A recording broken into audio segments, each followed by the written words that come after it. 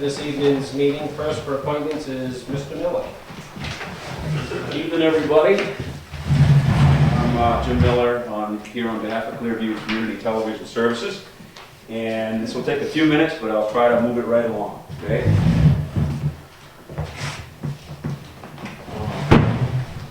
A little bit on an angle here, so you get my best side. The last time we met, I met with the selectmen on behalf of Clearview. I'm so stuck here.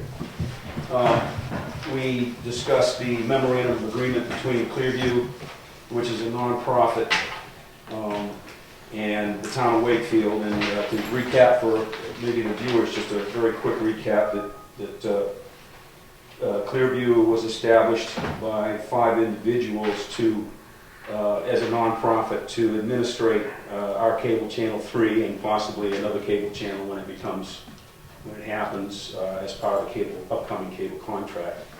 And there have been some negotiations going on between the selectmen and the Clearview people as to how we could approach that and keep the town's best interests at heart all around. So we have this fairly simple document, and unless you want me to, I'm not going to go over every single thing because we did that at the last selectmen's meeting, or maybe you can give me the date, Teresa. If somebody wants to watch it, I don't remember. Was it? It was the last one. It was the last one? Okay. And there were basically, there were a few changes that we discussed, or some of them were just simple typos, for example, and I'll just list the changes that I've made to the document. I changed the word channel to channels with an S because in our Time Warner agreement, there is a provision for a second channel within a year if it's so needed or desired. That's in section 2, right? Yes. Yes. Yep. And further on in the document, if it says channel, or any time it was channels, a channel, I put channels. Did a kind of a search and destroy error on the document. The contract had a typo, which it refers to 60 months. It had the number 60, but it read 12, and I changed it to the word 60. There was some discussion on the type of complaints received. The contract kind of was worded in such a way that it sounded like someone it gave the impression that a letter had to be written. And it was desired that emails could be included as well. So the document now reads that to the type of complaints received in writing, and it says including emails.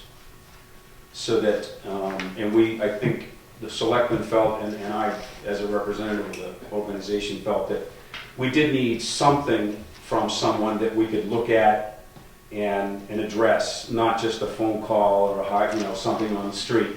And this would give us something to qualify and look at and come up with a proper response.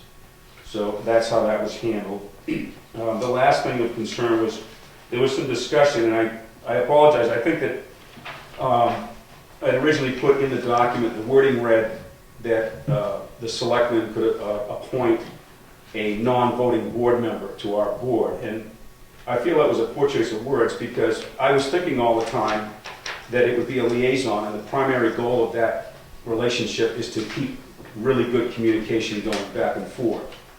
And so I changed that to say that a citizen appointed by the Board of Selectmen on an annual basis will represent Wakefield as a liaison.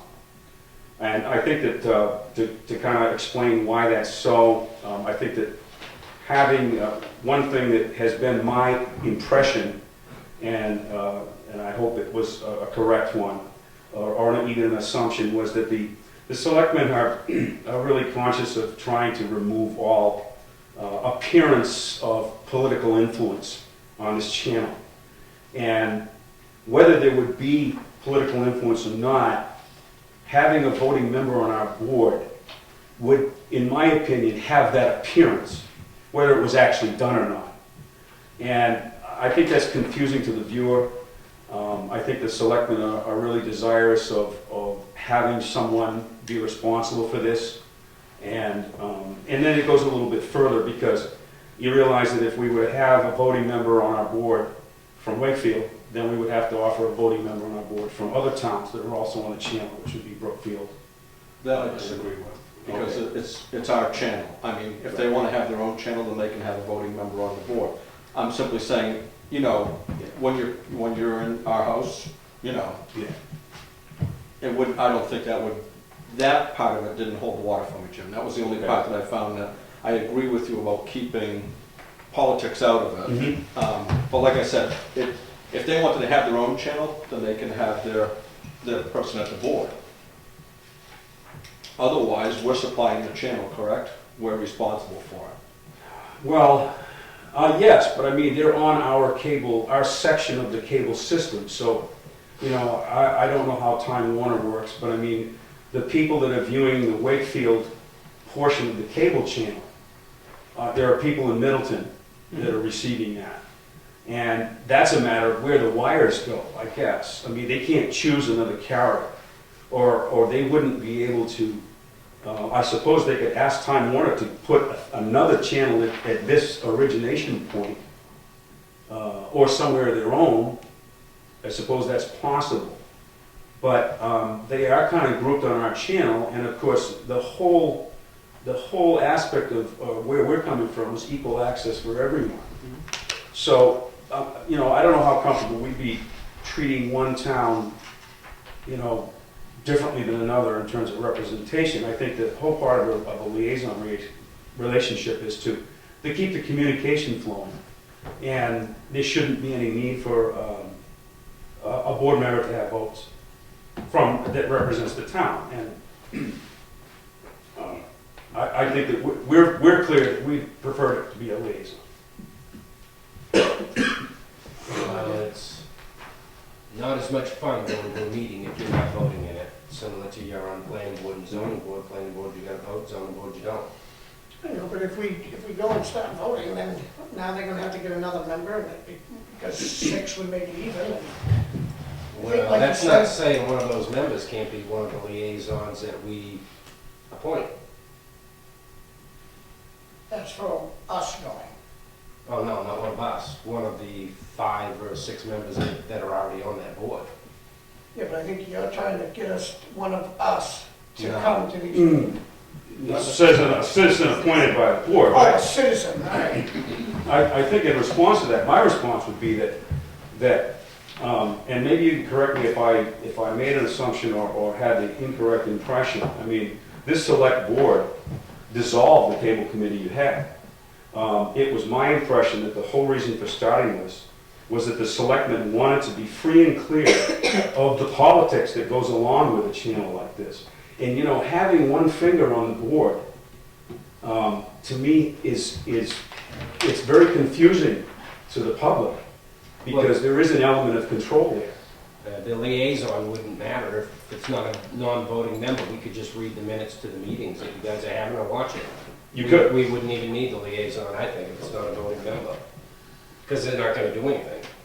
Well, I would hope that the liaison would bring us comments from the selectmen, would communicate to us. I mean, yes, the information's gonna flow from us to you, but we need an information flow from you to us on a regular basis, not just when it's something bad happens or when you've received a problem or a complaint. And that's why I would like to have someone, and it can be a citizen who's interested in this, not necessarily one of you, but someone who can increase the flow of communication to both ways, Oh, yeah. so that we know what you're thinking, without it having to wait until a problem occurs. Kind of And a liaison appointed by us may not vote the way we wanted them to. It's their own separate entity in person anyways. They wouldn't come back and say, how do you want me to vote on this So issue? why wouldn't just one of you 5 be appointed by one of you 5 to represent yourselves to us on that? Be I that guess. individual. Be That's that- what we did on the Conservation Commission. You know, we decided, since we didn't have a liaison at that time, that we would just, if we wanted the selectmen to know something that was of concern, that we would send somebody to their meeting and report on it. I don't mind being, the liaison thing, but, I mean, myself, I'm up to 3-4 liaisons a week, and You don't have cable, it's supposed to be somebody that I don't even have to. You're out. Well, I think that, I'm out too. Yeah. I just canceled my cable. we would be happy to appoint somebody to be in communication with the selectmen, I mean, we were trying to give you the choice of who was there. Yep. You know, so that you can get someone that you want. But if you said, look, just find somebody that you want, that Clearview wants to be the liaison, I mean, we certainly could do that. If you'd rather not have any say in who it is. Well, I don't think that it would matter to me. If you decided that you wanted to be the liaison, then I wouldn't have any conflict of who came in front of us if somebody wanted to discuss something. Yeah. Well, the difference is whether we appoint a voting member or I not. see what you're saying, somebody that would vote in there. Yeah. Well, I agree with Jim. I mean, not myself, but before I was here, it was abolished that we didn't want anything to do with it, so why do we want to be bothered? You know, I guess I'm a little puzzled because that was the impression I got, is that you didn't want to be, I mean, we know the history, we know what happened. It was my understanding that the selectmen wanted to engage somebody that they could trust to take care of this without any attempt at political interference. Now, you know, and to back that up, I mean, this board has been great, and we've had a great work together relationship. This board changes over time. We could get into a situation where, I mean, anything could happen, but we could get into a situation where a selectman comes on the board that doesn't really like the way that something's being portrayed or how things are being done. And a voting member on the board could introduce motions, could vote. Well, I think one of the concerns for me is citizens will come to us with their complaints a lot of times. Yeah. All right, and if there's something going on behavioral wise or whatever on that committee that you have, like before, we get the repercussions of it. And I think one of the concerns is when I read this last week or the other day when you sent it in, you were talking about holding the purse strings, so we do have that ability. Yes, you do. It's just a matter of, if the group gets that dysfunctional, like it was the last time, then the selectmen need some sort of way to control that behavioral pattern. I think, and I kind of agree with you, the purse strings are here. If we're unhappy, we can say, listen. There's a 30-day clause. Yeah, that's huge, right? That lets you completely out of the contract. Now, I will say that, again, we would hope that the clause states that if we're not doing something that we're saying we're supposed to be doing. And I'll elaborate on this a little bit. My concern is that, Clearview's job is to enable people to communicate their message in an appropriate way. My concern is that Clearview can take the blame for what someone else is saying, even though it's not Clearview's position. Clearview doesn't have a position. Clearview is not in the business of swaying people in any manner. It's in the position of enabling people to get their message out. Should be neutral. Absolutely. But I'm really confused because I was under the impression that you wanted to not have any control. That was a prior board. And now I'm sensing that you want to have some control. Just like you said, this board changes, and that was, Charlie wasn't here then, and I didn't vote for it, so. Okay. It was a different board. And plus, you'd be receiving $40,000 a year more, which Right. you weren't receiving before. And again, to me, it's a lot of that person getting to go into a meeting just to sit there and take notes and come back and report. I don't see that as a huge interest. I don't think you Okay. I mean, I did that on the zoning board, and that was a frustrating position to just go show up to the meetings Watch it and then, and go home. yeah. You didn't have a say, you didn't, there was, You're not sitting at the table, Well- you're sitting in the audience. What do you propose? We appoint a member, a voting member. Okay. That's my thoughts. Your thoughts? I mean, these guys may have different opinions. I'm kind of on the fence right now. I'm almost willing to say, take it and run and let's see where it ends up. Yeah. Because, like you said, we were trying to release ourselves from it. But at the same time, if we're going to be taking the heat for behavior problems, then we need to have some control, which is what happened before. And That's the concern. That's the only concern I have, Jim. I think you've done a fantastic job, and I think you got it set up and organized very well, and I'm willing to say, let's let it run the way you got it. You've got a great idea. But I do Well, I have that appreciate concern in the back of my concern. head. But I mean, you know, I'm I think I've sorry. got enough to do. I Well, think, this would be somebody else, it wouldn't be one of yeah, us. I think Jim, I have full confidence that Jim can handle this whole entire thing personally. Well, I Jim may not just- be here some days. Well, you It's know, why- that could be, and then That's I true. guess, so how do we let it go, and are we able to go back into it at a further date, or is this where we sign a contract and we step aside and? As long as both parties agree to an amendment to it, then you can amend it very easily. I do think, like you, Ken, I think I'd like to have a liaison.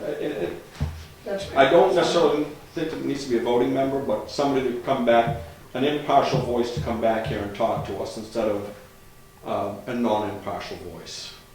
Are we going to be able to find somebody like That's that? the question.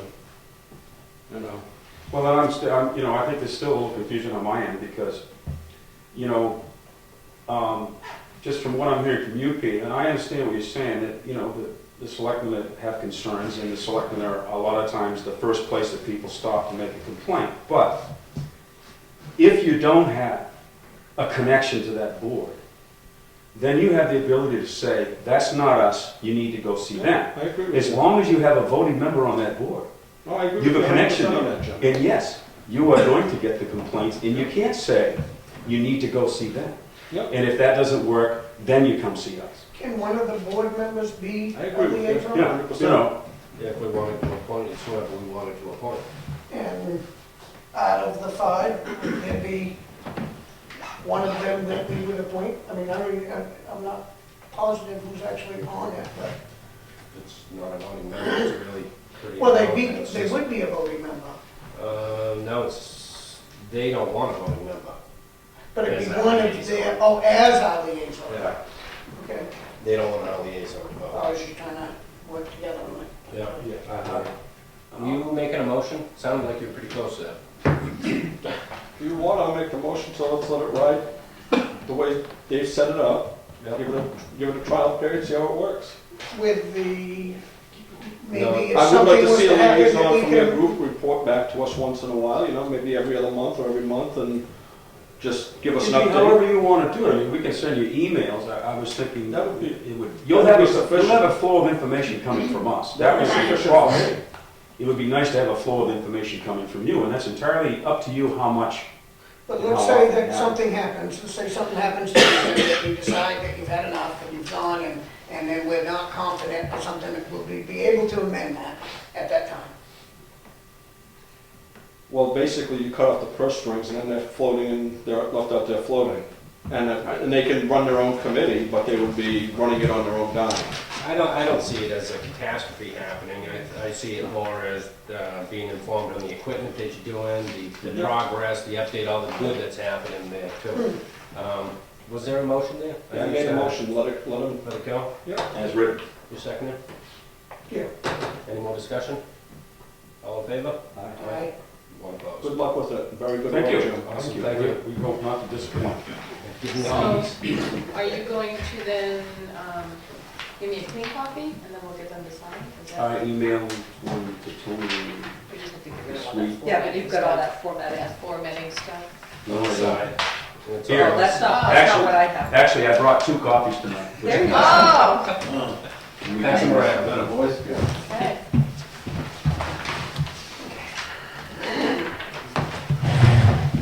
Now, I've got a few minutes more I'd like to take at the time because, if you can allow it, to just kind of let you know what's happening. I want to just briefly get down through the things that we're doing now. First liaisons report. Yeah. First liaison report, here we go. I'll be the sit-in liaison, unappointed at this point. And thank you for your votes of confidence. What we're doing now, I don't know, I guess you don't get, Ken doesn't get, and you don't get, Sheila, but, I mean, we did the warrant article show, which was very well received. I've received nothing but positive comments about it, to just educate the voters on the warrant articles and what they were about. The people that helped us out with it, the department representatives were all great. And Teresa was great on there, and it was a lot of fun. And I got a lot of good comments from the public on it too. Recently we helped, I was asked to help the Crow organization with Candidates Night. And we did an introduction to the candidates, and that is started to air, and that has been very well received.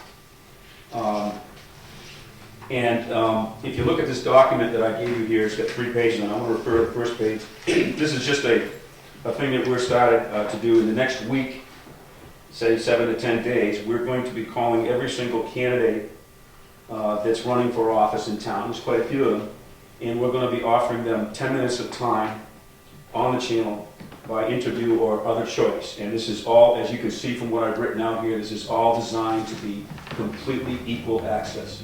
That's great. Everyone gets the same time, everyone gets the same choices, and we will... Same backdrop. Same backdrop, same microphone, and probably same interviewer.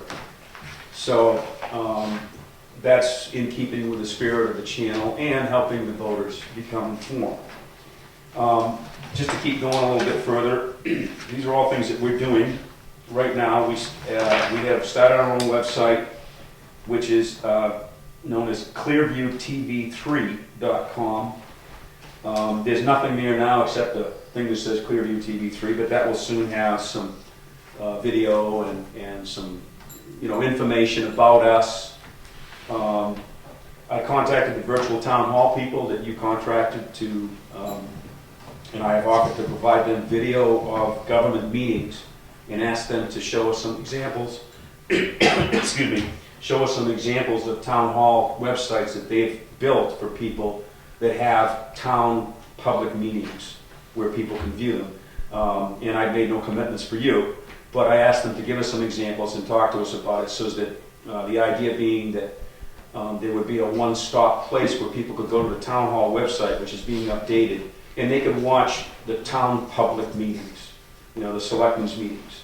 And they would be gavel to gavel, and people would know that there would be a resource where they could get exactly what happened at the meeting without any changes or anything like that. I contacted, also on another note, not really your department, but contacted the school webmaster about doing the same thing for them on their website. We're thinking ahead. We're working on policies to clearly identify the producer of each show. And one of the things that we've been concerned about is making sure that the viewer understands exactly where this show is coming from, so that I've got a cold, excuse me. Sorry. And the reason for that is that we're doing some what I call branding. In other words, Clearview Community Television Services is going to, when it produces a video, which is under this contract for the town, people are going to know that that video is an exact representation of that public meeting, that it hasn't been altered in any way, nothing's been added, nothing's been taken out. And so they can rely on that resource. And so when it has a Clearview name on it, that's what the public can expect. Because what we're really working here is trying to enlist the public trust. And the public's going to need to trust us to show them exactly what's happening. And then there's also a portion of the channel in, say, the public part, where, I mean, any individual can acquire a copy of a meeting and can slice and dice and make their own points or use things that they wanted. And what we're trying to do is come up with some policies that will enable a viewer to know at the beginning and end of the video that, where's this coming from? Is this a Clearview production, or is this Jim Miller's idea of this thing? And to try to keep that level of trust in Clearview, and also knowing that this is not a town's sanctioned video or something under the direction of Clearview itself. Now, we might help somebody make their own video, but it will be clear that they're responsible for everything that's in it. Okay? We've just got the key today to our office across the street. We'll be setting up this weekend cameras and lights and a table for recording these candidate interviews, and that will soon be made available to the public. We will also offer our space as an assistance to anyone in the public that wants to express their point of view. Our goal is to encourage them and help them to express it in an appropriate manner. I'm getting down to the end here. We're starting a video club, which will meet at our office in about a month. And the meetings will be announced, and the whole idea is to train people to use this equipment so that many people will be able to use this equipment to make whatever kind of video, maybe a fun video, or involve maybe some of the school kids with their parents in some of these fun activities, because there's a fun part of this as well that we'd like to explore. And so that kind of brings you up to speed, my liaison report as far as what we're doing now. The next step, which is kind of the future, there's a couple of things in my mind I'll just mention very briefly and I'll finish up here. The next step is the Time Warner contract. And I'll tell you what we've done with that. As you can see if you turn to page 2 of this, what I've given you here, that is a copy of page 48 of our existing, the last Time Warner contract that was the last meeting. This was the copy that I was given. And I just want you to look at that paragraph E where it's in the yellow there. I had originally lobbied the attorney, and thanks to your efforts to have a good contract for the town and hire an attorney to do that, Kate Miller, I think is her name, to put a $10,000 amount of money in here for what's called startup costs. And that was done years ago. It's not as commonly done now, and actually I think the comment was made at the meeting, just by recollection, that they don't do that anymore, kind of thing. I've done a little research on that. I've talked to someone at Time Warner. He didn't make any commitments to me, nor I to him, but my understanding was that they are more receptive. They're not really that anxious to hand you cash, but they're more receptive that if you can show them a need for equipment to bring your channel up to standards. So what we've done is we've gone to a professional outfit. There's one right in New Hampshire in Concord called Access Video. And if you go to the third page here, they sent us a proposal, and I didn't bring you a lot of brochures and pamphlets because these things would just look like a box. I mean, it's nothing really to see. But I'd like you to call your attention to the top yellow portion, and especially the top line. We're kind of fumbling along with some used equipment that's been acquired, some of it on eBay. What was originally brought here from Time Warner is antique. And we would like to bring the station up to a relative standard. And I don't mean that this is not the top thing. This is not something you'd see at Channel 9 or something. This isn't the best there is. But it's actually a minimum of broadcast quality. And as you know, if you've watched the channel, which I know the two of you haven't, there have been some audio problems that we're trying to resolve. There's been some video problems. And we're working this. And we've engaged a professional outfit to try to help us with this. And I'll call your attention to the top item, which is the Latronics. It's a box. It's a TV station in a box. And basically, it does the job of what many boxes used to do. And this would be a minimum to bring us up to today's standards. Just to go briefly, tell you just real briefly some of the features that it have in it. It has different levels of access through the internet where, say, the police department could go right in from there, from the police department, and make a public announcement of an emergency. We can go in and change the bulletin board from a remote, someone from any laptop with the proper, we can do that. And we'll have to get our own internet access for that. But it also has scheduling software in it and uses a hard drive.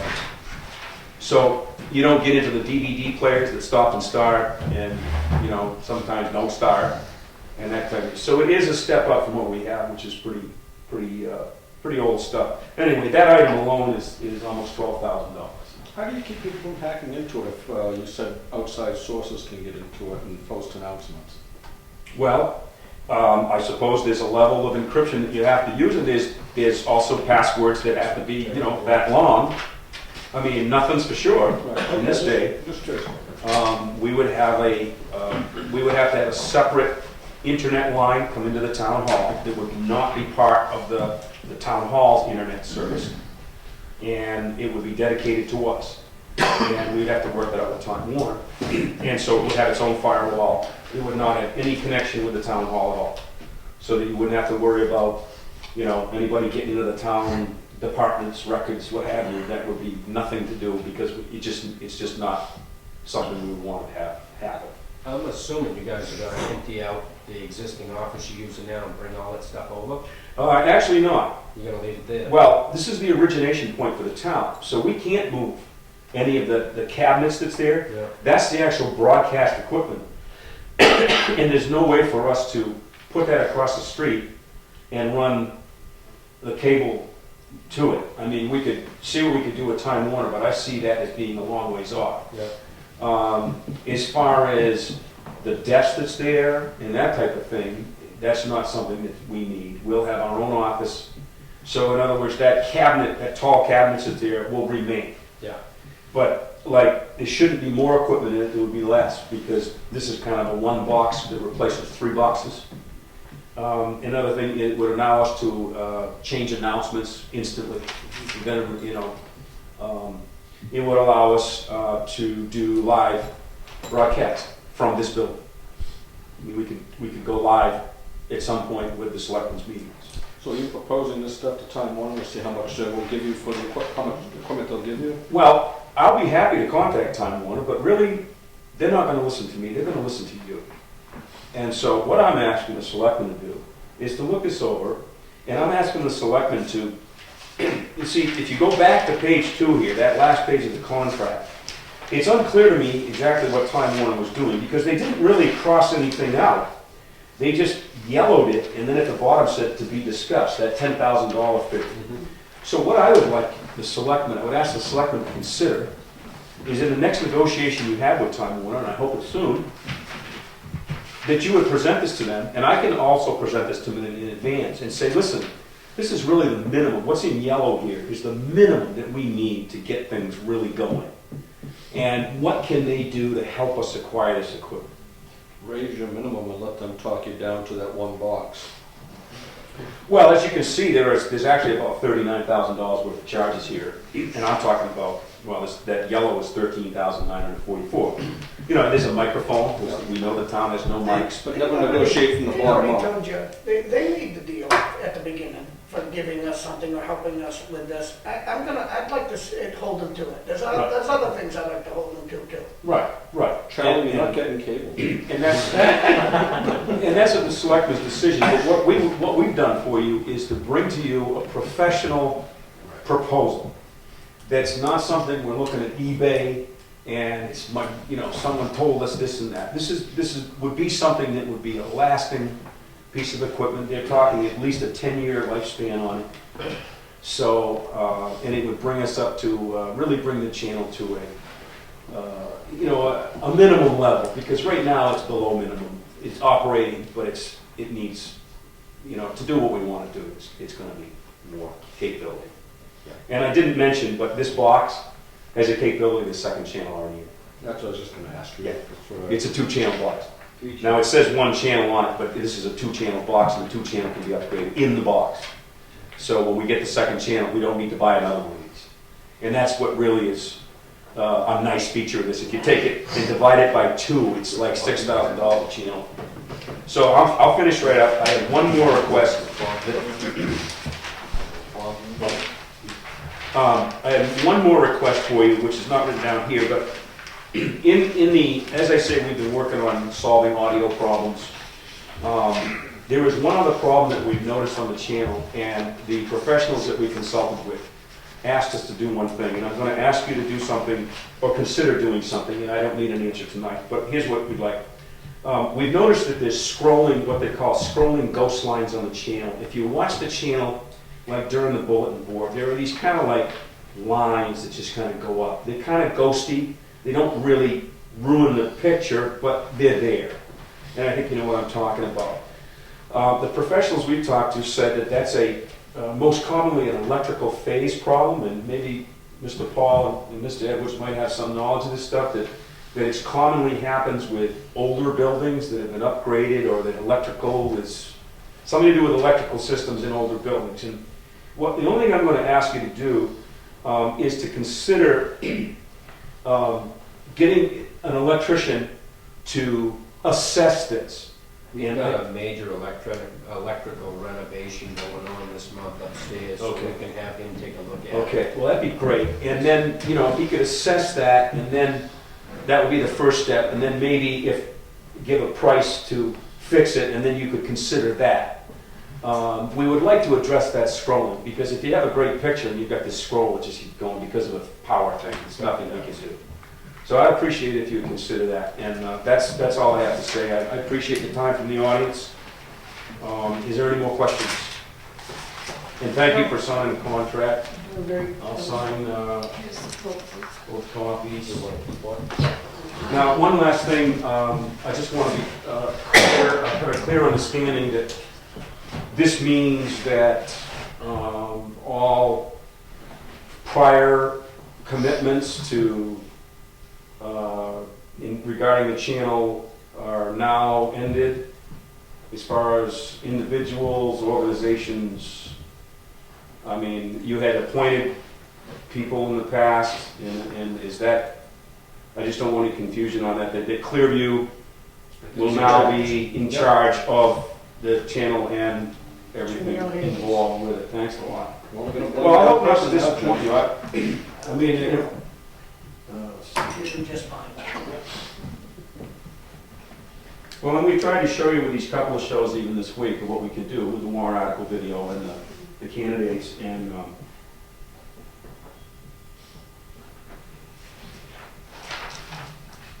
thank you for your confidence in us. Thank you for the work you're doing. Well, I think that the big thing, this channel is all about communication, and I hope we would get communication from you both ways, in terms of if you like what you see, we'd like to hear that, and it goes for the viewers as well. And if you don't like what you see, we need to hear that too. And don't let it go. You want one copy for you? Yeah. Thank you for your time, everyone. Thank you. Next, we have Rick from New Hampshire DES regarding the Sanbornville water facility. Good evening. Good evening, everyone. I don't know if it's a benefit or not a benefit. I don't know anybody else in this room. So, should I sit angled or Wherever you feel comfortable. Okay. First of all, thank you very much for having me on the agenda tonight. And if I could just go around, names, Peter introduce himself. Tony, we Yeah. can speak. Teresa Williams, town administrator. Okay. Kenny Ball. Okay. All right. Charlie Edwards. Okay. Select one. Select one. All right, thank you. I'm an engineer with the Department of Environmental Services, and specifically in drinking water. And we regulate the Sanbornville water system. It's a public water system, serves about 1,500 people. I don't know if you've got, I sent Peter a copy of this. Every 3 years, we do an inspection of the water system. And last December, I did the inspection, personally did the inspection, and I provided a report to it goes to the commissioners, and then I gave Peter a copy of it. It was scanned, I think everybody got a copy. Okay, all right. Again, this is kind of like a report card. Really, the reality is, the water systems, it's a valuable asset to the town, and I'm not looking for any decisions tonight, just to, convey to you from an independent person where I sit, some of the things I think the town could really have a perspective on. I also brought there are these handbooks that we produce. It's called a handbook for small water system owners. It covers everything. I mean, as a select board member or a person working for the town, you've already done a lot of things. There's legal aspects, there's budgetary issues, technical things that they talk about in there, and I think it's something you can take a look at. as I said in my report here, the Sanborn Water District, it's meeting all standards right now. There's a couple issues, in the report, but I don't want to get into technical stuff. But I'm more important to talk about what, how valuable an asset is, and also what we're seeing in New Hampshire is the transition. Right now, the current commissions are fully engaged in the operation of that water system. And I know Dean and Dave, and I've been dealing with them for over 10 years. I personally, I don't know how long they've been involved with the water system, but for quite a few years. And come to the things that have come out every 3 years I've come out is, and talk with them, is that, well, the commissioners are struggling and no one else seems to be engaged with the water system. It is part of the town, but the town does not have anything to do with it, which is okay. And there's other districts throughout the state where there's no affiliation with the town. But going forward, my concern right now is that we all are maturing and growing older, and there's an issue with knowledge transfer, meaning, they know where everything is right now, making sure that information is transferred to someone going forward. The support, as individuals, they're getting up in age, and like I am, going out midnight or turning valves, daily operations and things like that. Going forward, it's going to be an issue unless they, hire someone. And that's, and I'm not telling them what to do, but just, say, well, what could the town do, or what does the town have responsibility for? If some issue were to happen and management were not to be fulfilling their needs of the district, eventually that responsibility would fall back to the town. Automatically. Yes, that's right. Okay? Doesn't necessarily mean the town would have to pay for anything, but the responsibility would fall back to the town. Well, the water precinct is a self-funded organization right now. As far as, it's funded by the revenue, I believe, is funded from the water users. That's my understanding. Mhm. Yep. And again, going forward, my intent is not to put any of, change that. Some communities, it's all supported by the revenue is all supported by the users.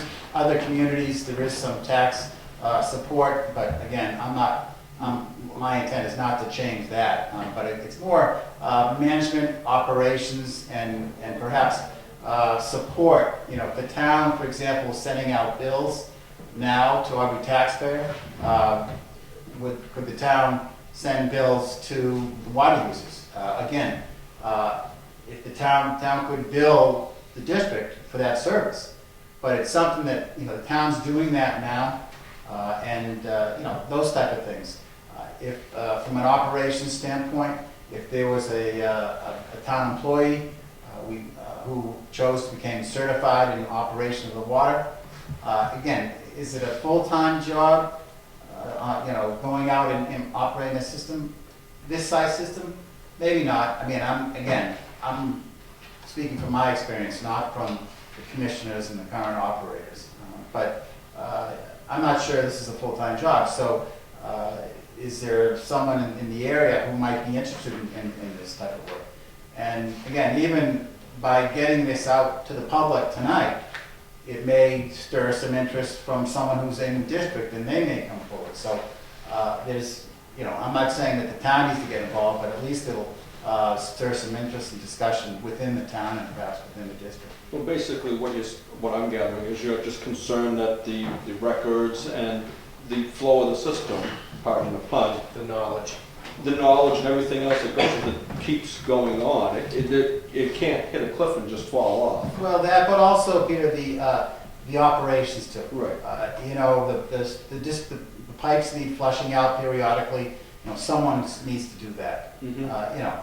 Whether they hire someone to do that, or whether people in town do it, or what I'm saying is right now the commissioners are doing that, and they're doing a pretty good job. But again, I'm talking in the future here, You know, mentioned to me something like a 5 or 10-year plan that you're gonna be requesting? or- Well, in my report, I have asked the management plan to be produced by the commissioners, going out 10 years. Mhm.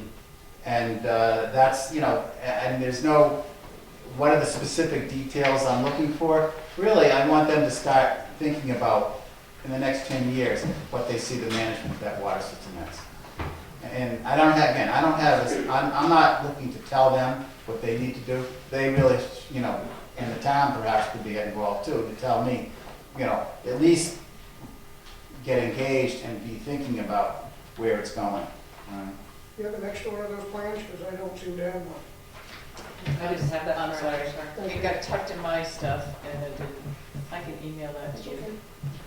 You know, and we regulate over 2,400 water systems in the state, so is Sanbornville Water District unique? No, because the whole industry, you're seeing you know, the average age of a water operators is approaching 50, and then the managers, you know, they're all aging too. So, you know, I think we find it with other boards and committees too, is that, you know, the people who have committed are aging, and we're not seeing a transition to a new and younger individuals getting involved. This industry is getting to a crisis point, because not just the management, but from operations standpoint. And so we're trying to promote new people getting involved in this. And you had mentioned to me that you'll train those people as well. Did I not hear you say something like that? Well, there's opportunity for training at the state. There's certain levels that training we offer. You know, there's an entry level we offer at night. It's a short course a couple times a year, but there's also other more formal training that's offered in the industry. And again, if you have any questions, you know, I'm going to leave my name and phone number. You can call and ask me. But I think this is a good start, this handbook. It has a lot of references in there too. And, you know, it would be nice to have, I mean, Dean or Dave here tonight. Again, We were anticipating one. that's right. And I'm not trying to usurp them, you know. It's just, it's, I think, a good dialogue to begin with the town and the district. That's exactly right.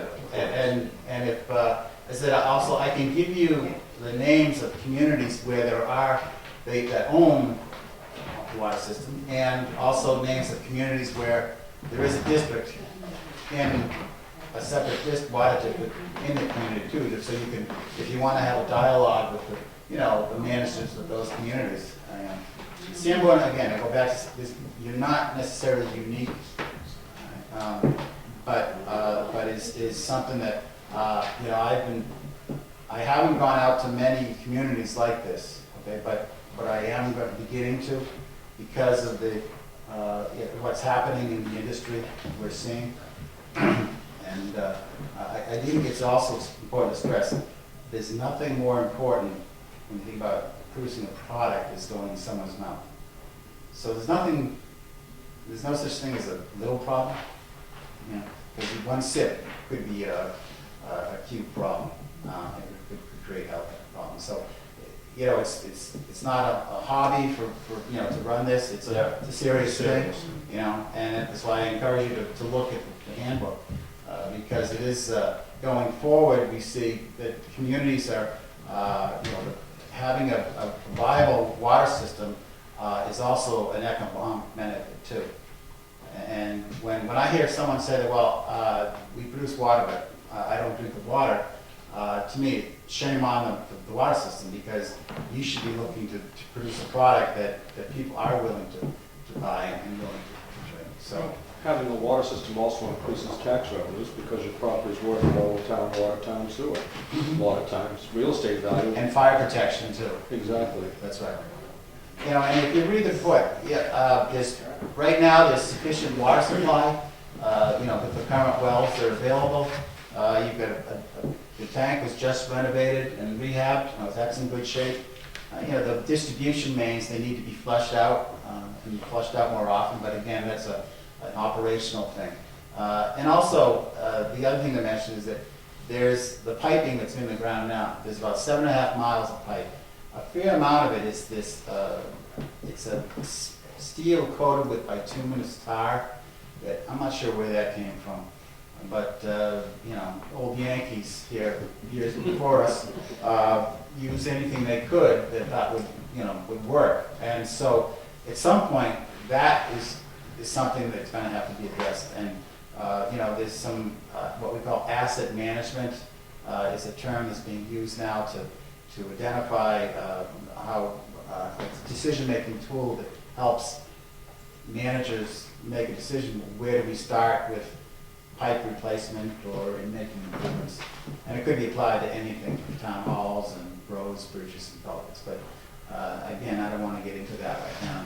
So again, I don't want to take up a lot of your time tonight, but I will answer questions. Would it be, I'm not saying this because I'm trying to push it up, but would it be beneficial that we would encourage people to drill their own wells?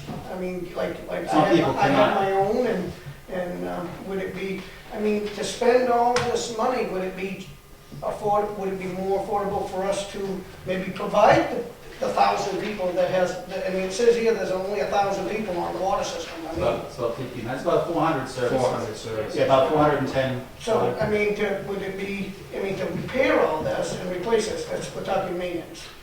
I'm not talking about repairing and placing it, But I'm saying, would it Okay. be beneficial for us to encourage people to have their own artesian wells, such as Well, what we have, most people have? That's a very good question. First point is that not everyone would be able to drill their well because lot size would prohibit them on-site water and on-site septic. Okay. Second thing is, drilling a well, there's no guarantee that you're going to get sufficient water quantity. And also nowadays, quality is becoming a major issue too. So, those things, community and municipal water is actually looked upon as a benefit and more valuable for a home than a private well. Some people may not agree with that. And some people on the Sanbornville water system may not agree with that. Okay? Well, I can understand the sewerage thing and that, but if these people that you're saying doesn't have a significant size, that's usually due to the sewerage being too close or something of that nature. So where the sewerage is town sewerage, then I would think that no matter what size the lot would be, there would be at least the possibility for them to drill. And would it be beneficial for us to help them drill, which would save on our resource in the long run? The answer is no, okay? Again, some people, because of state regulations, they would not be allowed to drill on their own property, a well, A lot of them. because of this lot size. Especially when you get into the smaller, the more compacted Yeah. areas where the lot sizes are smaller. I know, and it's usually, like I said, it's usually because they gotta be a certain distance from the neighbor's From the sewerage and From their their own own sewerage. on-site septic, that's And that's correct. usually basically all it is. It's not only that, sewerage. it's the not soils, the- you need to meet lot loading for the Right. amount of bedrooms that you have, Mhm. and that's determined by the soils and other things. So there's wetlands, and especially in Sanbornville, it's built on a wetland. Yeah. So, I mean, I'm not discouraged, I That's was a just good kind of question. looking at, Yeah. I know in the future here, we've got a great thing to conquer. 7.5 miles. 7.5 miles. Well, I'm not saying, again, okay, Manchester has over 100 miles of pipe. They can't afford to replace it all. But what they're doing is they're tackling so much per year, Yeah. all right? And the pipe should last, once you put a pipe in the ground, it should last at least 50, if not 100 years. Yeah. So that's something, again, I'm not saying it's a crisis mode now, okay? 50 years from now, could be. It's a okay? crisis Right. moment, because we're already 100 years into it, Right, So- but my point is, you could start somewhere, but again, it's a whole nother discussion, okay? And the other thing, question about, it does offer fire protection, which is a really great benefit for the homeowner and for commercial property too. The way people are going, the way the industry, or the water system are going, more people, they want to connect onto municipal systems rather than drill your own well. And part of it's because that, as I said, you never know what you're going to encounter when you drill your own well. It's easy. You're hooking onto that, takes the burden away if you do happen to wear it. That's exactly right. And as a homeowner, you have enough things to worry about, like cable TV and things like that, okay?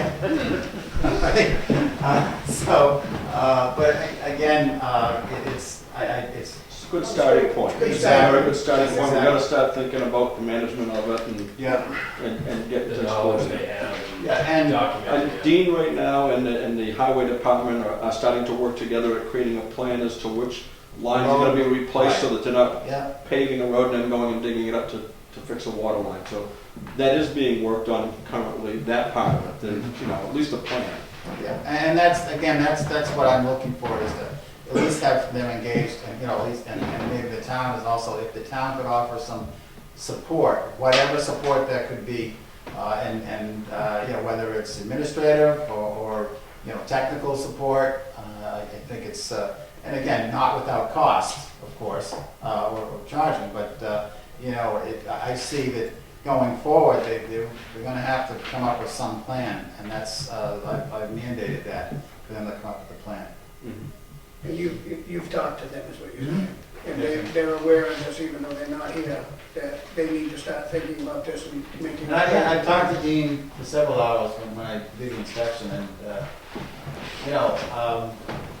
personally, I think, some of the tasks that I do, I said, when I grow old, I hope I don't have to do it, if someone else will come along and do it for me, but it's, in this situation, we're not in a crisis mode, but I think it's important dialogue to have at this point in time.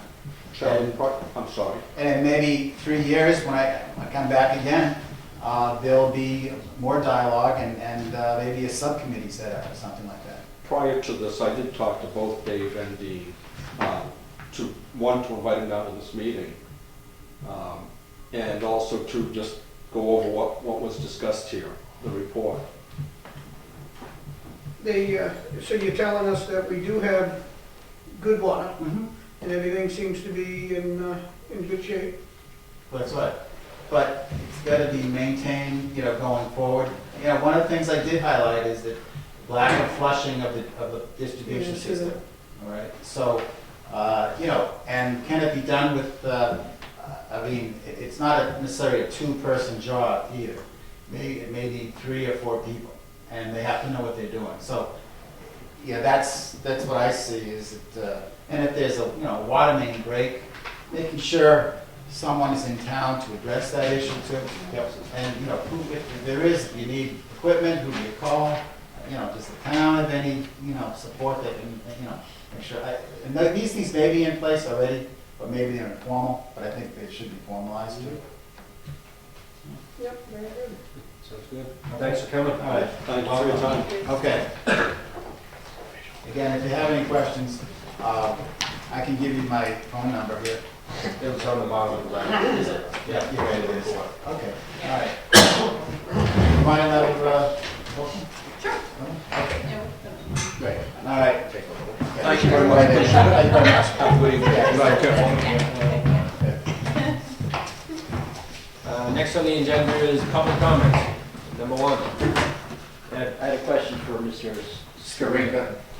Last year, Governor Lynch created an executive order to create the Water Sustainability Commission. Is this initiative part of one of the goals and recommendations from that commission? That was just, I believe it was finalized last fall, the Sustainability Commission. As far as the specific goal, the whole sustainability, you can call, I would say it is a goal, but they did not identify Sanbornville Water District as needing, to be addressed the way I talked about it tonight, right? But again, the sustainability is all about making sure that what you have in place is properly maintained, and if you do that, then it'll then continue and extend the life of that asset. And so that they just rehabbed the storage tank, and that should have another 15 to 20 years life to it. By properly flushing the water mains, you get anything that's collected in there out of it, and it prolongs the life of it. So it ties in with the sustainability, but it's many steps down from that, of that sustainability report that came out. As far as, our agency, we are promoting asset management now, which is kind of a form of another way of sustainability. And essentially what it is the making sure that what you have, as I said, you're taking care of what you have, and also you're planning properly for the future, because what's happened is that in the past, we've seen, there's been federal grants and, other subsidies have been available, and we don't see that being available going forward. So the bottom line is the cost of going forward is going to be borne by the user or the taxpayer. And if you do the best thing you can to protect, to improve your system now, that will help in the future.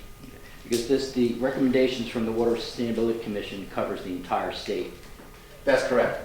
And Yes. all the water supply that's on the surface and below the surface. That's correct. Yeah. I was just wondering if this initiative was funded through the legislature and No. with the Sustainability Commission. Well, first of all, I don't have any money to give to the select board tonight, and I'm not asking them for any money tonight either. But the Sustainability Commission is really, at this point, Governor Lynch had appointed, and I think there was a talk that I went to just yesterday in Manchester, and it's not clear where we're going now under the new governor with the Sustainability Commission, because they have finalized the report and submitted that report to the legislature and the governor. So going forward, with specific task forces, it's not clear, but on our own in our specific agency in our bureau, we are out here, talking about, sustainability. So it's just of everyday life for us. Thank you. I would also request that everybody actually look up the Water Sustainability Commission report and read through it. Thank you. Thank you very much for mentioning that. Sure. All right. All right, any more public comments? All right, unfinished business, none. New business, town sand use policy. Something I was hoping just to ignore and leave it there, but it's popped its head back up. And why is it here?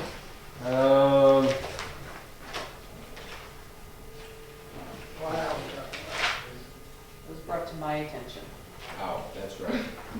And for, The common reason why I was ignoring it is it's taxpayer money going out to private property, which it's not supposed to, but to me it makes some common sense to give some of the large taxpayers a little bit of something for their taxes, but it is public money going on to private property.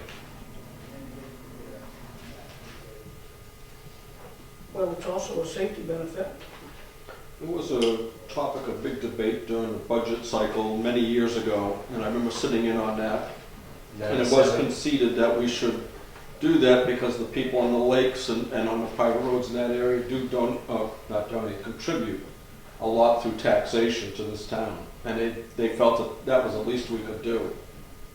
I would mention it a few years ago. I'd love to see a private road committee form that would establish private roads, a mechanism to become a town road. Besides, the system we have now is if you have somebody that has a lot of friends on that road, and it can be the worst road in town, that can become a public road very easily. It should be able to meet some small standards, standards lesser than what you'd have for a normal subdivision now. That board would give the approval for it, and I think the voters, when it went to be voted on, the voters would look at the board would approve that, the private road committee would approve that and move it forward. And not just keep ignoring what the real problem is. Well, even a little bit before that, Ken, I was reading through the documentation that we gotten on our email this week, and I noticed that we as a board could actually declare those roads emergency lanes for access for emergency vehicles. I've always To looked be- at it as it was a true emergency out there. Well, according to what I was reading here in these articles, it said that, you know, for fire prevention and other causes, you can declare it emergency lanes. And if it's a matter to keep the roads open in the wintertime and safe for emergency vehicles such as police, ambulance, and fire to access, to me, it sounds like we've got a cause there to be able to do that. But you do have to declare emergency lanes according to the RSA, from what I understand. Am I getting that pretty close, Ken? Do you know anything about that? Vaguely, but you're hitting on at least a couple of the cylinders. I don't know enough Yeah. about it to. Well, I'm just kind of quickly overviewing what I read this week as much as I can remember to regurgitate here. I think how we can solve this to obey the law and then just leave it alone like it is the transfer station charges you $5 for a permit to stick on your truck. We don't want to sell dirt. What's that? We don't want to sell It dirt. says here that you're supposed to. And if you want to, what we don't do is You're responsible from that truck when it leaves your pit. Osprey aggregates, when you hit the waste scales, if it's too much, go back and dump it out. But if you don't sell it, you charge a permit fee to be able to go in and get it. The $5 fee to give you the okay to go beyond the RSA. Because that's the whole problem here. Well, It's the RSA, right? I'm personally not against once in a while bending an RSA. Me If it's neither. for the benefit of the citizens. And Me neither. this, for the purpose of this, I mean, the only part of this I don't like is if companies are going in, getting the free winter sand, and then going out and charging their customers for it. If they are just charging their customers for their equipment time and themselves, Installation. that I feel is okay. But if they're charging for the free sand that they're getting instead of going and buying it at the aggregates, I think that's totally wrong. Which How I would we think ever know that? we've eliminated that because now the private roads have to request They have to request and they have to request sign it, off so on now it. they know where it's coming from and it's coming for free. Yeah, and we've told Fred, just figure out, you know, how much it's gonna take to do that much road, and that's what they get. But they're supposed to come in and sign off on it. How do you know they're not being charged? Huh? How do you know the private road people aren't being Well, I charged? would assume that if they're gonna sign that piece of paper, that they're They're gonna being make told. sure their contractor isn't charging them. It should be written in there somewhere that says, you know, you are receiving the winter sand as part of your taxes, type of thing. I don't know how you'd exactly word it, but, you know, you should only be paying for the equipment and the labor, not the materials. Sanding of the road. And most of it's the availability of the sand. You can't just go to any of the pits around. None of them are open this time of year, and there's no readily accessible material. Joe? If you was gonna, like, I'm taking 5 loads of sand out of that yard this year, all right, and your powder's shrunk down, I'll go along with that. But you can't tell a person how much sand you're gonna put on a road, because you don't know what the conditions are. I would think that our road crew, where they plow both dirt roads and sand them, and tar roads, has an idea No, they of what don't. it's gonna take. No. You're gonna put the sand down, you wanna be able to stop. You got the private roads are narrow, they got some sharp curves on them, you know, and there's some steep hills. Now, the other side of the equation is, the private roads are paying the biggest tax, especially on the lakes. They're the ones that are paying the taxes in this town. And like Kenny said, to have the town take that road over, you can just watch your taxes go up. You're gonna have to buy more equipment, build a bigger garage, and have more manpower. And for a little bit of sand that's used on these private roads, you're getting out of it cheap. I already conceded, John, that we had talked on the budget cycle and said that that was why we were doing that. I'm not against that, and I just stated that less than 2 minutes ago. But if you want to know where the sand is being wasted, the highway department's wasting it. When they're out plowing snow, you don't be putting sand down, maybe on a hill. But you don't need to be wasting it on the road and come back and plow it off. And I've seen that happen more than once.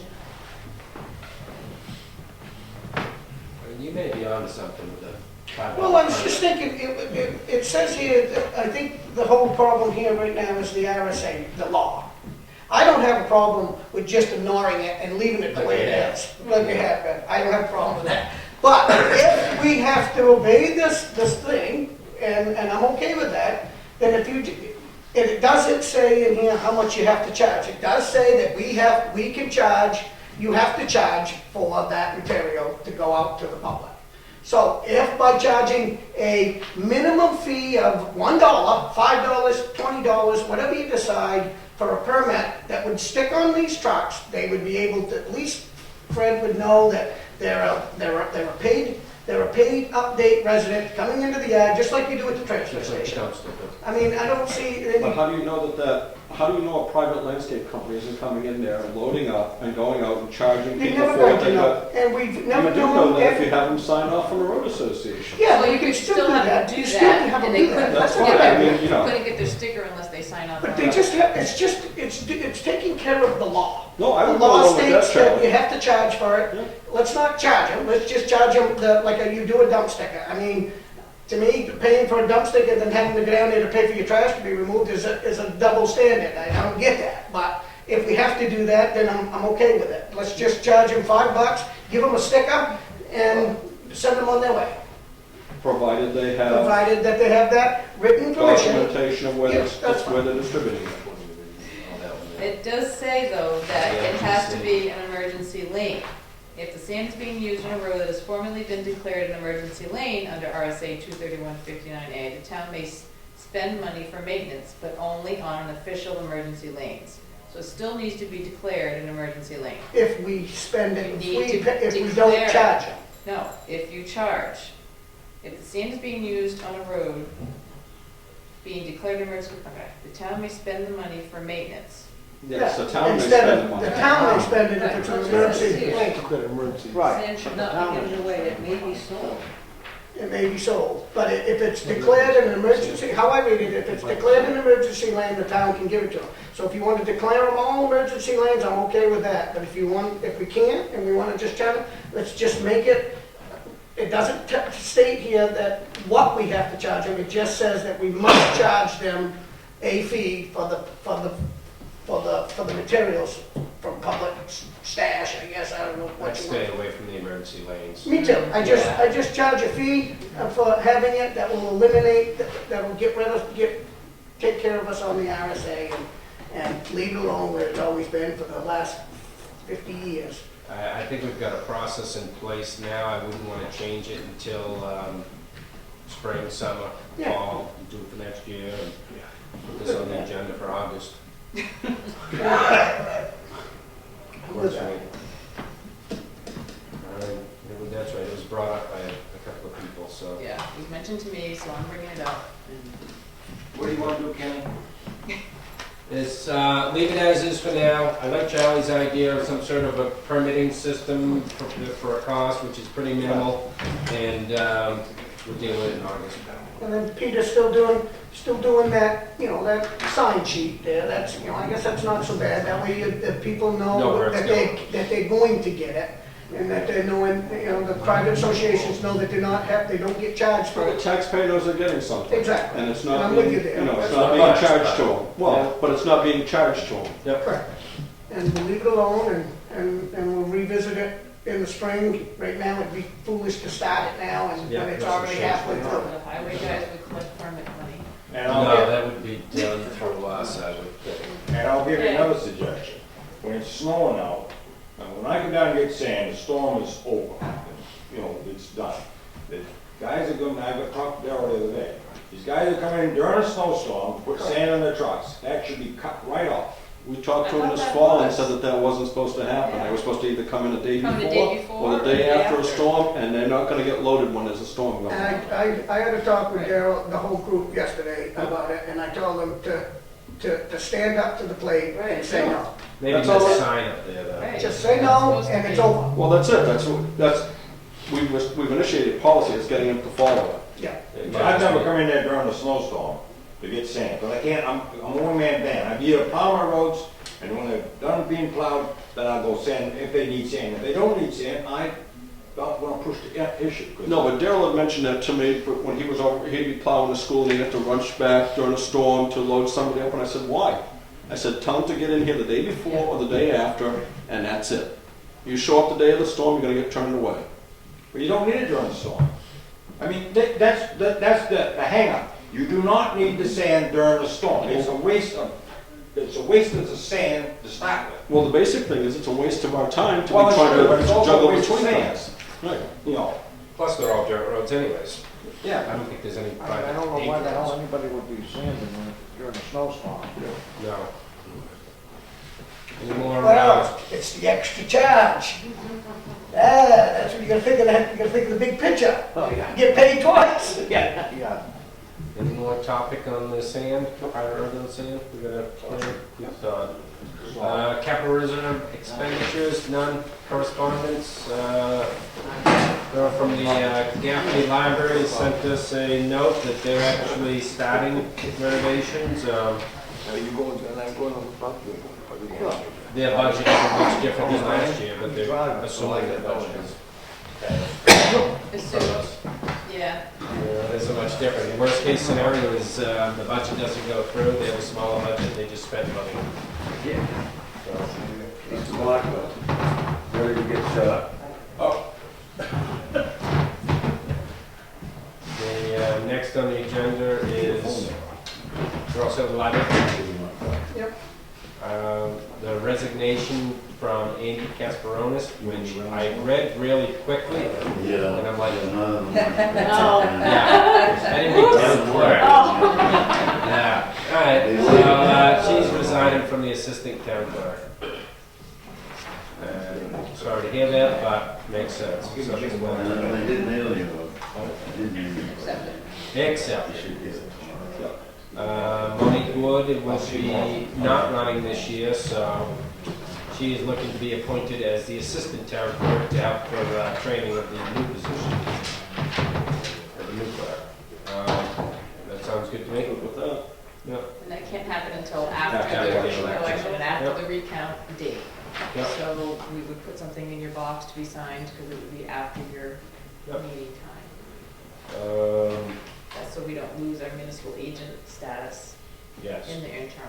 exactly. So the new one gets trained. Right. That's good thinking. Yep. Next is Robert Saunders. They did the testing of the burn pit ash that was removed. Looks like our levels come in pretty low. Yeah, they were fairly low, so that was good. I mean, the average is supposed to be, or the minimum was supposed to be 11, I think, and we came in around 3 or 4 on most of them. Yeah, yeah. So we'll be sending a final report to the state when they have written us up on that. And we'll give them full Big thing is detail. the stuff's out of there. Yeah. That's great. And we are making sure nobody else is positive treated lumber, painted stuff in there. Yeah. So we don't have to go through this again. Yep. Public comment number 2. Nothing. Liaison report. All quiet. Yep. Administrative update. I gotta, You gotta speak up quick. I see that. The rec department, I'd like to talk a little bit, the rec department, they're starting to think about Pride Day, just to let everybody know. They've sent out the registrations forms already for the people to help and set up and take booths and stuff. Tom Doobie will not be able to help this year, so they're looking for some volunteers. This year, we will have a marching band. The Masonic Shriners are coming, and they have a marching band that's going to march in town. Cool. And this is a cost of $700, but I believe that Wayne's got that through the take-ins and all that, whatever they take in for that. He's also talking to Fred Elliott, which is a head Shriner down here in our area here, about some go-karts being added for entertainment. The Chamber of Commerce will select a Citizen of the Year award this year. There's been some concerns about the safety of the road traffic. It's always been a concern, but it says here that there is a way of shutting down these roads for this thing, and they are talking to some Farmington director to see how to obtain this permission. I know we've talked to Ken prior to this, and he's worked with us, worked with them for a little bit to shut it down for an extra couple of hours. But I think they're looking to shut it down for a little longer than that, and I'm not sure if that's possible, but we'll leave that up to them. The fishing derby is March 2nd, just so that everybody knows. They are looking for some extra prizes and donations and that kind of thing, so if there's any businesses out there that want to donate, I don't know, a breakfast or something to a winner of a large fish, then call Wayne at the Parks and Rec. The dodgeball tournament is March 23rd. There's a cost of $30 for a team for sign-ups, and that you can do at the Parks and Rec also. The Jamboree is the first and second grade basketball Jamboree, which is the 23rd also, and that'll be something that you contact Wayne for also. The Daddy-Daughter Dance is February 22nd. If anybody's interested in dancing with their daughters. Is that at school? I do not know, that doesn't tell me that, but it's probably at the school. No, it's here, Carolyn. It's here, at the Opera House. And, Oh, really? so, We don't know where it is. call Wayne, he'll tell you. Yeah. So that's about it. At the planning board level, we did have a applicant come in on a new nano brewery, and that was accepted by the board to continue forward. Wasn't accepted to have it, it was just accepted to let them continue forward. It's a small brewery, home brewery, that these people would like to make their own consumption beer and maybe make enough to pay for the materials that do it. Other than that, I think that was about it. Administrative update. Go ahead. I was just gonna say, according to the website here, I don't know if this is this year's or last year's, but the father-daughter dance. This is Wakefield, New Hampshire. It's in the Opera House. It's always been in the Opera House, but I'm thinking that Wayne told me it might be at the school because it was, once he was wondering with the renovations, and I think he might have scheduled it at the school this year. Because I don't recall seeing it on the I don't think we put it on list their that- schedule, that's yeah. why, yeah, so I think it might be at the school. Yeah.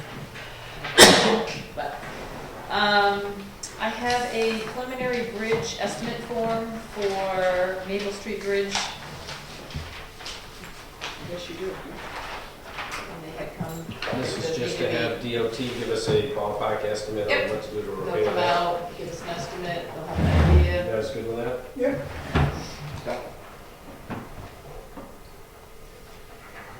I also have our application for renewal of groundwater management permit. Robert Saunders does this report for us. And this needs to be signed by the board in 2 spots, or by you. There is no cost, you know, it says it. It's free for municipalities.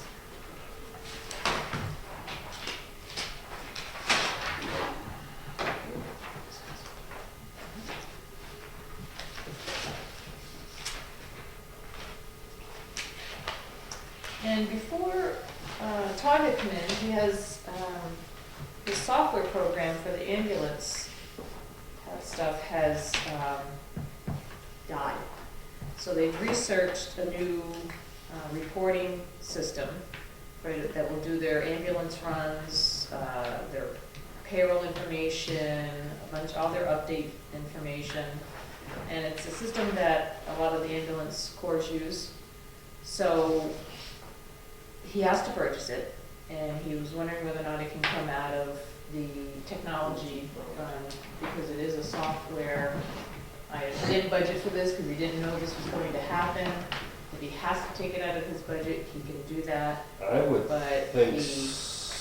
I mean, it is a software item, and we've taken 1,937. We have 2,866 in there right now. The stuff that we budgeted for this year for the technology is already in the, you know, is what is going forward at town for the vote, so.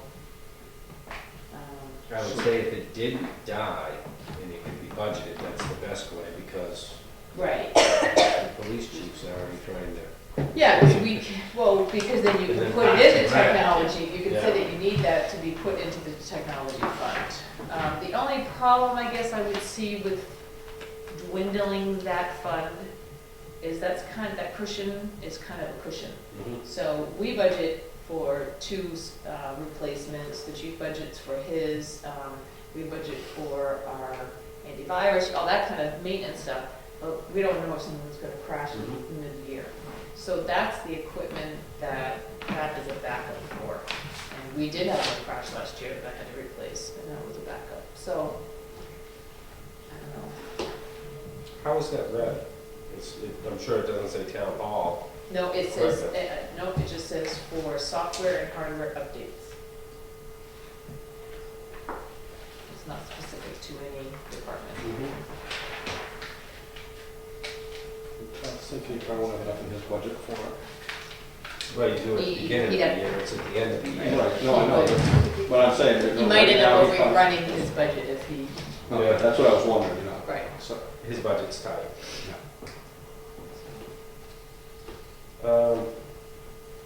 I don't like it, but I guess I'm okay with it. You need to get the software done, and if he takes it out of his budget, there's no replacing it with the technology money later in the year when he does need it. And that wouldn't be considered emergency management, right? No, not that, Okay. I'm just wondering, because it ties into the ambulance and stuff, if we could go into that capital reserve and take it out.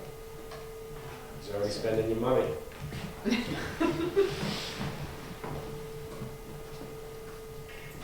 Are you thinking capital reserve, or are you thinking I'm thinking the technology. technology, I'll go along with that. technology fund? He's gonna need it. He needs it, he just wasn't sure where to, Get it from? get it from. Yeah. I mean, if he doesn't come out of the technology, then he's gonna spend his budget, and you can't switch the money later. I would think, pay the bills from it then.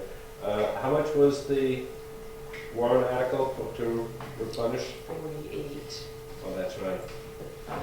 30 something of that is for the software for the, So that big of a number, there's a possibility that that may not pass too. yeah. It's dead, so he needs the software to do his ambulance billing. So it's nothing we can wait a month for either. No, he's gonna go ahead, he'll go ahead and order it, and if he has to take it out of his operating budget, he'll take it out of Let his the bill operating keep running budget. for a little bit then. And then if we can re-look at this after the After vote. vote, By end of the month? he might be able to, right, so I don't know when he, That's how we do? okay. Because if that doesn't pass, then we really Yeah, don't we have. really any don't have cushion. any money. No. Oh, Good thing. okay. That's all I have. Building permit releases. We have 2.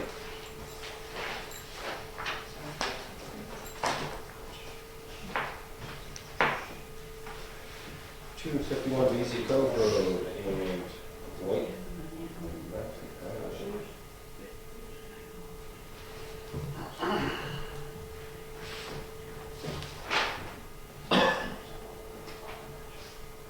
Okay, I'm gonna kick back to White Mountain Highway because I don't think it's a private road. 251 BZ Cove, I'll make the motion. Shall I second it? I was wondering if that was a mailing address or something like that, so just have me look at it, please. Any more discussion, all in favor? Aye.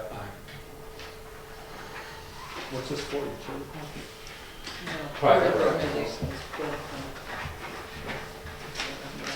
Well, isn't there, I recognize the name of that company there, that's down by Crowell's, and it's at, right there. Oh, is it the new one that? Yeah, that's that Constructed. road that passes in front of Crowell's and down to, Is that a Crystal road, Lane. and they all have a, it's It's a going right-of-way. into Napa? it's a right away kind of. That's Crystal Lane. That's Crystal Lane. No, Crystal Lane. Oh, Crystal Lane's around the backside. although it did Is used it to a new loop through one? the swamp, and they never built that. I think they changed to a cul-de-sac, if I. There's a new road off of right now. No, Is new- that what you're saying? No, Goes right to in the front of racetrack. Crowell's, no, there. You pull into Napa, and there's a couple of lots. It doesn't go to K&M Generators, it stops just short of K&M Generators and hooks up to that, what is it, the dock place on the right? Or it goes to the right and it's a storage shed and. Mm-hmm. Exactly. Or goes to our sewage treatment facility. Is the property really, it's right on the highway? I don't think that's on White Mountain Highway. No. I don't know what it's, would it be located sir. on? Oh, Just a point on what Peter's talking about. I had a person come into PD last week actually complaining about, there's so many, back when that was first put in, that was just a driveway off of 16, everybody's address was actually Route 16. And then, of course, they made the buffer, everybody had that buffer, but now that you have, for lack of a better term, a road that goes all the way to the septic rooms, and then it goes to the storage unit, to Napa, to Corrals, to the new business that's being built, to Razor Dock.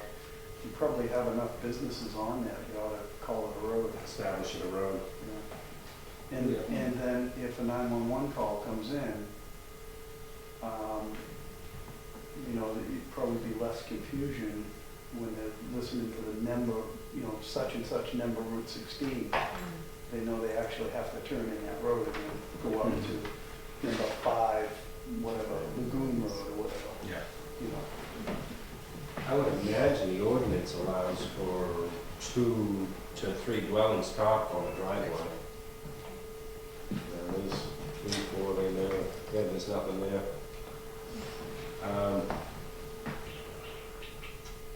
Planning board name the roads in subdivisions? I don't Is it- know, why don't you just send everybody a letter that lives on there, that has a place, and tell them to send what they'd like to call it, I know, pick one up. we have across the board, a road naming committee by chief, Oh, police chief, yeah. stuff like that. That way it doesn't have a similar name. I know there's a few in Lake Forest Resort that crisscross with a lot of other names, so. Well, why don't we just give it a name? I mean, I don't see why we have to, is it a private road, or would it be a town plot road? That's That's private. private.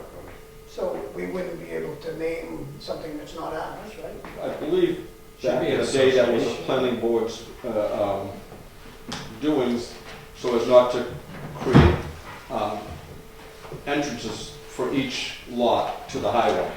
I can bring it up to them. I can bring that up at the next meeting. There's a good chance there's an association out there that they're all a part of, a road association or a subdivision association is one.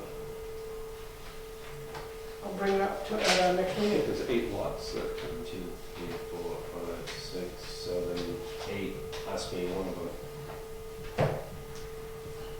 I think it's a good idea. Yeah, clarify, otherwise you've got a bunch of. we have a white. Yeah, because they need a. White Mountain Extension. 16B. Already had that. See. All right, so we need to either, What do you want to do with this one then? I don't want to slow down the permit, although from what I've heard, I haven't seen it, but somebody said it's under construction out there, so. Oh, is this the new one that was, That's what I assume, right next to Napa. yeah, they've been all approved. Yeah, somebody said it's under construction out there. Yeah, I see the foundations in, and everything else is up there. So we're not holding them up. No. Hold on to it. Yeah, hold on to it, and we will, contact, we'll try to find out if there's an association out there that wants to name it, give us a suggestion. Otherwise, we can get, fire chief, police chief together and, come up with a name that, everybody's happy with, and that probably will end up costing a fee through County Graphics for the mapping, so. Clean it up. And nobody's gonna be happy about changing their addresses either.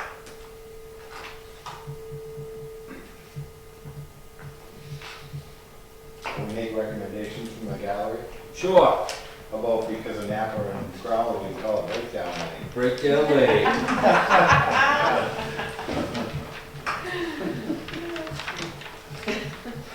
Good, though. Pretty clever. Payment fest. I'm gonna skip that one. Look at them all coming up. I can pay for my quick bills. Leighton Corner Road. Oh, jeez. Yeah. Who was there? Don't be sending that to me. Somebody broke the pole, apparently. Really? They had to keep it a new Replacement pole. You get the new pole, cable's coming. It's right there on the corner, they just won't go down the street. Yeah. This is a whole permit license for New Hampshire Co-op for Leighton Corner Road. 3476. You guys good? Go so good, I live on that road.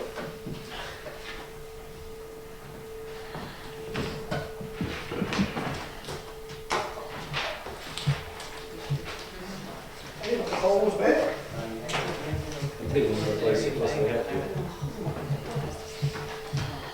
Then the only thing holding up cable from getting to your challenge. Yeah. Doubt that.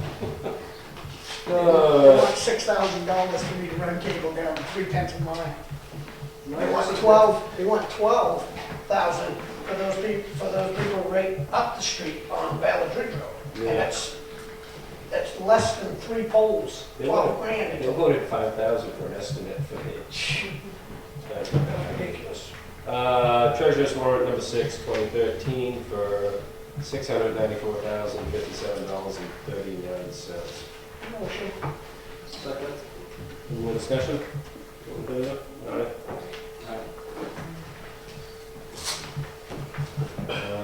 Warrant number 7 is negative $110. See, it all balances out. Motion. I'll second it. Any more discussion? All in favor? Aye. Aye.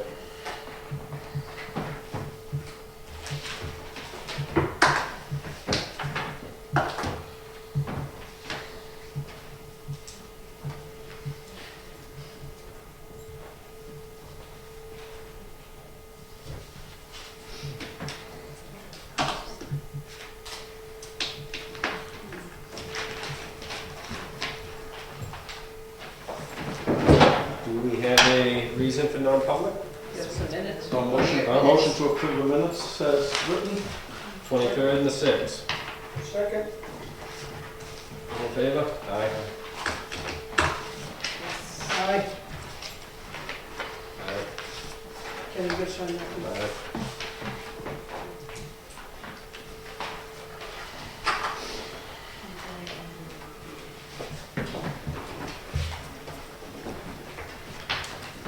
I'm gonna give you a line here. You wanna wait for that line on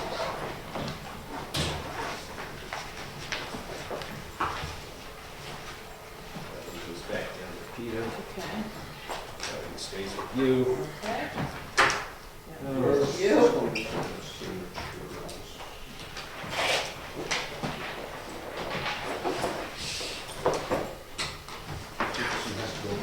Charlie?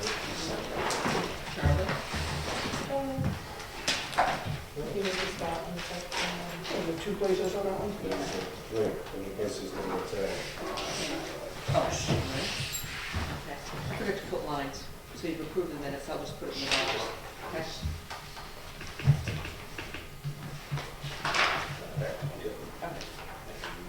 You need the line? You don't mind?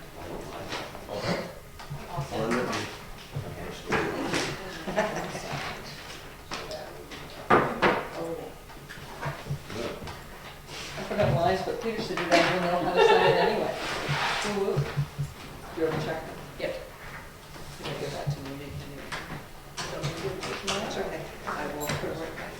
Oh, okay, there you go.